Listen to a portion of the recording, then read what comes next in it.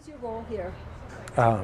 On Friday, I was asked to come in by the Director of Health and by State Representative Cregan. He's a physician. He wanted me to kind of look at the situation because we had experienced this 15 years ago in Maui. And how did you put down the spread of dengue in Maui? First of all, there was a little bit political, how shall we say, doubt. When we first told the CDC, they sent over a crew. They told us it would be impossible to eradicate it. And in fact, we said we were going to try. And you could actually literally hear them laughing on the other side of the phone. But we reminded them that our situation in Maui is quite different than areas the rest of the world. You should know that the rest of the world has had trouble with dengue. It's increased about 15-fold, not 15%, 15-fold over the last 20 years. So if somebody talks about eradicating it, it'd be kind of hard just to maintain what you got. So it was kind of a little bit laughable. But I had worked overseas. I had seen dengue in Bangkok, in Brazil, and in Honduras. And I said, our area is different. We're going to try. And we did. 6 months, we eradicated it. In that one, there were, in the end, after we look at the whole outbreak, there were about 95 confirmed laboratory cases. And there were about 300 suspected with fever. So those fever guys got tested, and so maybe a couple hundred were not dengue. But that's a very good thing because you cast your net widely, and these people, you want them to come with fever, and you're not afraid that a lot of them are not going to be dengue, but you've caught the entire group. Now we knew that because midway in the outbreak, we walked the town. We walked the town when people were home at dinner time, interrupted them. We asked them who's had fever that wasn't respiratory, that wasn't flu. And when they said, oh, I have fever, we said, did you report to us? And they said, of course, don't you remember me? Well, I personally can't remember 300 people, but we said, yeah, you did report. So everybody who was sick reported to us. I should mention one more thing. The caveat, if you're going to try for dengue control or eradication, you do need a little bit of luck, and then you need a lot of hard work. Why do I say that? Out of 100 people who have dengue that are infectious to other mosquitoes, how many are sick? Well, in our case on Maui, in hindsight, about 85% were sick. So if they're infectious to other mosquitoes, at least the chunk of them, 85% were sick. Of those sick people, how many reported to you? Almost all. Some strains of dengue, it's a little bit the other way around. They can transmit it, but maybe only 20% are sick. Okay? So, for example, I just came back from Brazil. In their dengue strains, how many people are sick if you have dengue? Maybe only half. And out of those who are sick, how many reported to the authorities? Not 90%, maybe only 30%. In Honduras, it's 6%.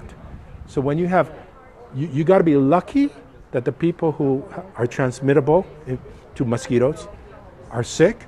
Then once they're sick, you got to get a hold of them and have them report. If it's only 6% of the sick people reporting to you, you're just an observer. So why is this happening here now? Do you have a theory? Oh, well, first of all, you remember dengue is increasing worldwide, and we have all these people coming in. That's number one. Number two, I guess, I saw Ho'okena, the place. I saw it 30 years ago. It's just a little place to camp. Apparently, we Googled it, and you see a lot of bed and breakfast, a lot of accommodations. A lot of people travel. So you got all these people coming in from hot areas who bringing it here. The other issue, if you look at the science of this, when you have something really, a weather that's very humid, the mosquitoes live longer. When you have it very hot, dengue has to go through mosquito, and there's an obligatory phase before it's ready to transmit. That phase might be, say, 14 days at 76 degrees, So if the mosquito has dengue, it takes 14 days before it's ready to transmit. It's about 14 days at 76 degrees. At 85 degrees, probably 9 days. At 90 degrees, it's shorter. So as the time that's obligatory in the mosquito shortens, it turns around faster. And more mosquitoes are carrying it. And then as it gets more humid, the mosquitoes are living longer. Okay? Well, we had an extremely wet summer here. Humid too. So, Warm and humid. Yeah, warm and humid.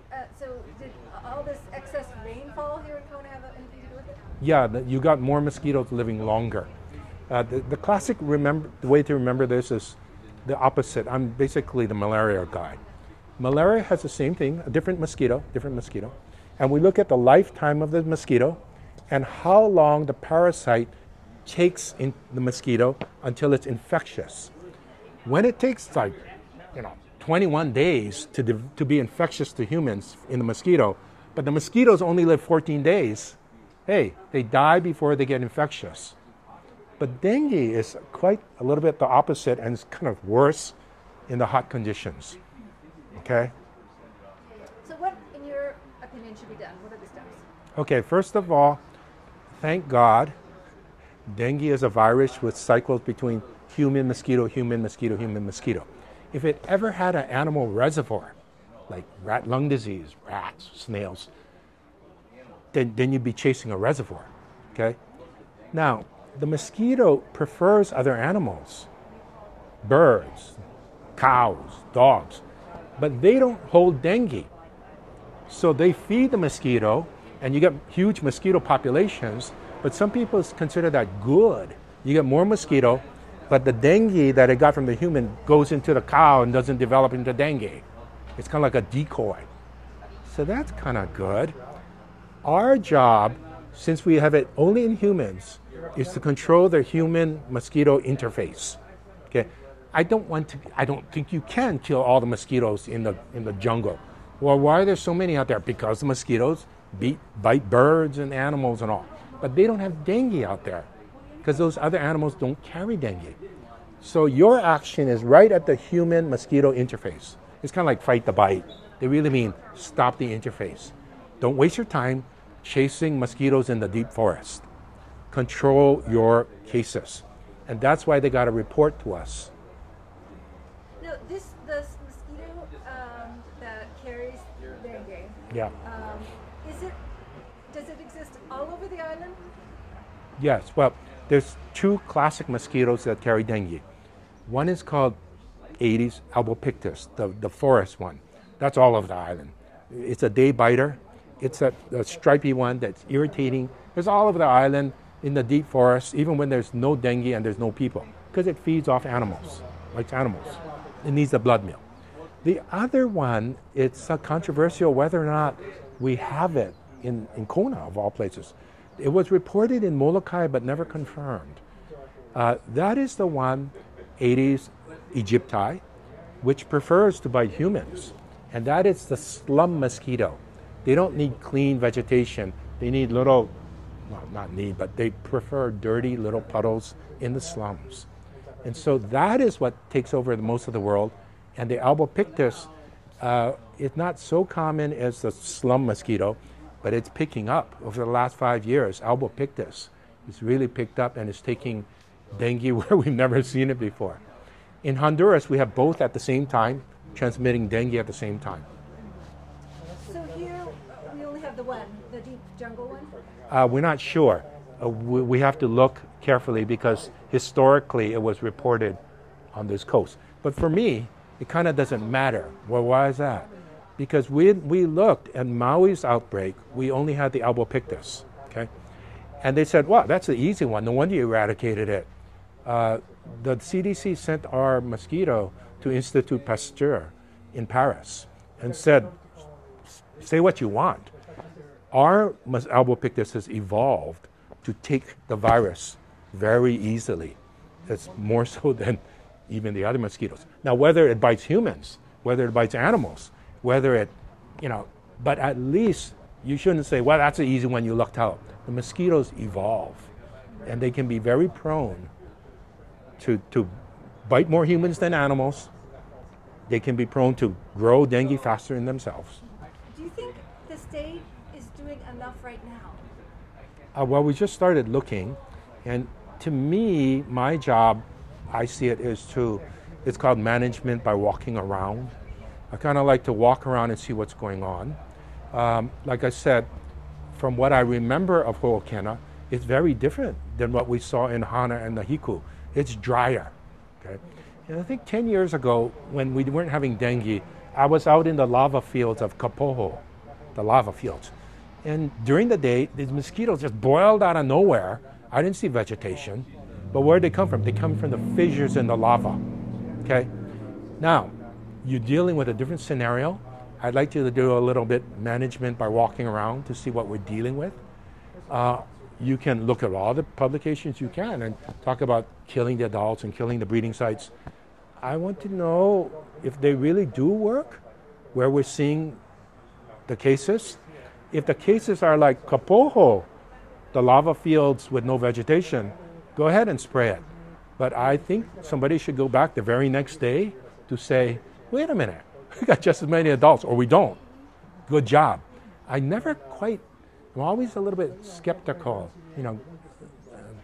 about, I like to walk around to see that what we think is working is actually working. By the way, before I came here, I was at Ho'okena, and there was somebody camping. Okay, that kind of thing There was too. somebody camping in the woods, and there were tourists on the beach. That's kind of thing too.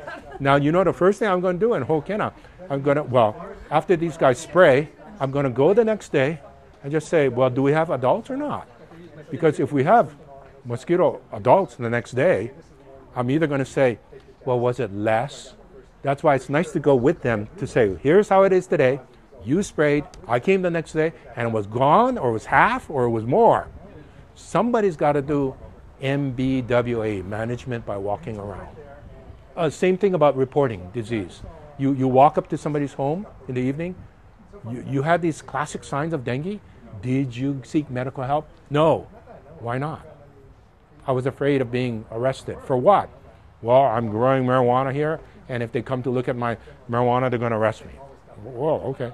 A lot of times I took students into Bangladesh looking at this, and the students, they were from Cornell in the US, and they kept saying, why are we going? The correct answer is, we won't know till we get there. Okay?